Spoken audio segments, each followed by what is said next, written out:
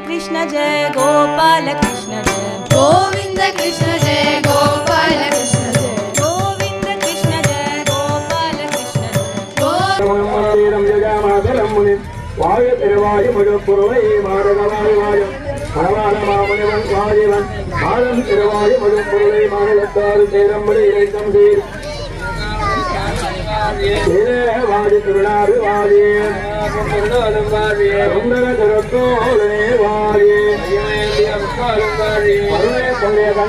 రాక్షసుడు దొంగలించాడు. అది పాతాళ లోకానికి తీసుకువెళ్ళిపోయాడు.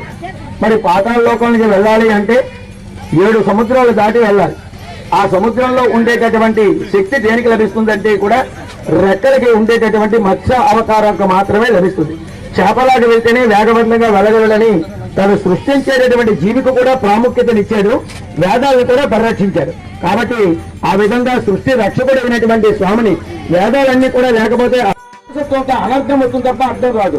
కాబట్టి అర్థాన్ని ఇచ్చేటటువంటి స్థితి కారకుడు కూర్మ అవతారంలో ఎంత కష్టపడ్డాడో స్వామి అంత మంగళ పర్వతానికి కిందకి వెళ్లి మోపు అనేటువంటి స్థితి కారకుడై చక్కగా దేవతలందరికీ కూడా చక్కరైనటువంటి అమృత ఉత్పాదన చేశాడు.